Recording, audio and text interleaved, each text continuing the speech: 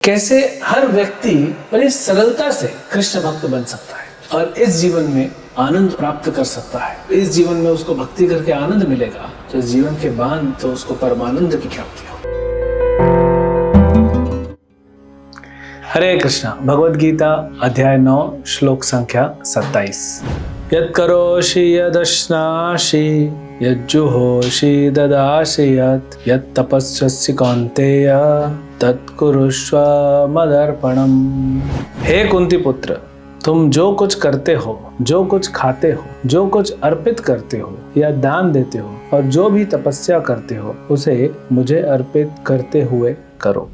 भगवान पिछले श्लोक में 26 नंबर श्लोक में कृष्ण बताते हैं कि कैसे अगर कोई भी भक्त भक्ति से, प्रेम से अगर मुझे कुछ समर्पित करता है, कुछ भी देता है, पत्रम पुष्पम फलम तोयम, चाहे एक पत्ता दे दे, चाहे थोड़ा जल दे दे, मैं उसको स्वीकार करता हूँ। अश्नामि प्रयतात्मना, मतलब मैं खाता हूँ। तो अगर हम भगवान को कुछ देते हैं तो भगवान स्वीकार करते हैं। तो कोई कहेगा कि लेकिन ये तो ठीक है, अभी हम उतने शुद्ध भक्त नहीं बने हैं, उतना प्रेम हमारे हृदय में नहीं है, तो हम क्या करें। तो भगवान इस श्लोक में जो बता रहे हैं ये सबके लिए है और कैसे हर व्यक्ति बड़ी सरलता से कृष्ण भक्त बन सकता है और इस जीवन में आनंद प्राप्त कर सकता है। इस जीवन में उसको भक्ति करके आनंद मिलेगा तो इस जीवन के बाद तो उसको परमानंद की प्राप्ति होगी। यहाँ पे वो भगवान हमें समझा रहे हैं कि कितना सरल है। हर व्यक्ति को कुछ ना कुछ करना है तो कैसे कृष्ण से कनेक्ट करना है वो कृष्ण हमें यहाँ स्वयं बताते हैं। इस श्लोक के द्वारा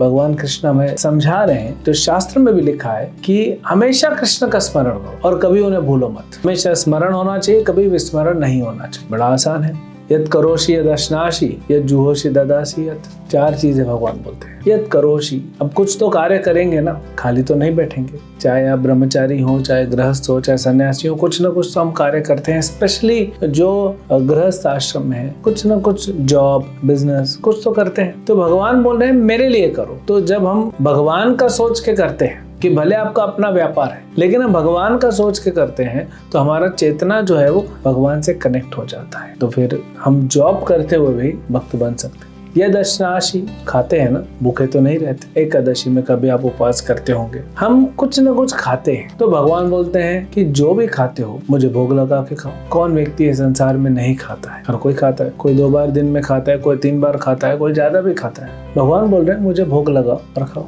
उससे क्या होगा? स्मरण देखिए। एक तो वो जो भोजन है वो शुद्ध हो जाएगा, आध्यात्मिक हो जाएगा, प्रसाद बन जाएगा। दूसरा, आप सब्जी लेने जाएंगे, ग्रोसरी लेने जाएंगे, आटा, दाल, चावल ये सब लेने जाएंगे तो आप क्या सोचेंगे? भगवान के लिए बनाना है, अच्छा वाला क्वालिटी लाएंगे। फिर जब कुकिंग हो रहा है भगवान के लिए बन रहा है। फिर जब प्रसाद खा रहे हैं ये भगवान का महाप्रसाद है। तो कैसे लाने में उसको, सामग्री को, और उसको पकाने में और भोग लगाने में, और फिर हम जब उसको खाते हैं तो कैसे कृष्ण का स्मरण हो सकता है। कितनी आसानी से हम भगवान कृष्ण से कनेक्ट हो सकते हैं, है कि नहीं? भक्त बनना सबसे सरल कार्य है इस संसार में। भक्त नहीं बनना बहुत जटिल है, बहुत कठिन है और दुखदाई है। भक्त बनना सरल है और सुखदाई है क्योंकि आत्मा जो है उसका स्वाभाविक स्वरूप है कृष्ण का भक्त बनना। तो ये बड़ा नेचुरल है, बन जाएंगे आसानी। फिर भगवान कहते हैं जुहोषि, कुछ भी आप जो भेंट दे रहे हो मुझे भेंट दो। और फिर ददासि,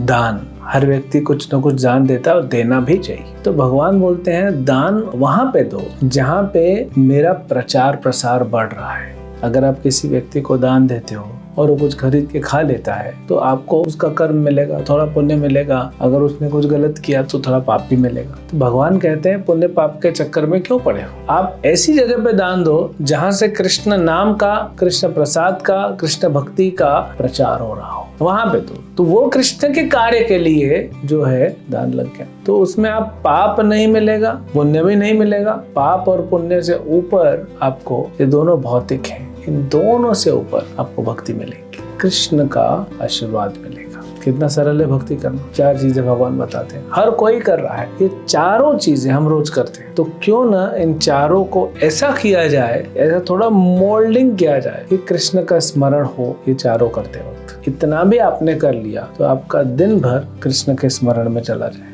और जब दिन भर कृष्ण के स्मरण में होंगे, रात को अपने आप स्वप्न में भी भगवान कृष्ण आएंगे। ये इस संसार में रहते रहते आपको आनंद प्राप्ति हो गई। और संसार के बाद तो फिर हमको क्या मिलेगा, इससे ज्यादा ही मिलेगा, परमानंद मिलेगा। भगवान कृष्ण स्वयं साक्षात हमें मिलेंगे। तो बड़ा सरल है, बच्चा हो या व्यक्ति जवान हो या वृद्ध हो, स्त्री हो या पुरुष हो, हर कोई बड़ी सरलता से भगवान का भक्त बन के और खुश रह सकता है, जीवन में सुखी रह सकता है, इस संसार के दुख से परे हो सकता है। इस संसार के दुख को हमें स्वीकार करने की कोई जरूरत नहीं, अपने आप सुख मिलना चालू हो जाएगा। बस ये भक्ति के सरल प्रोसेस में लग जाइए। हरे कृष्ण।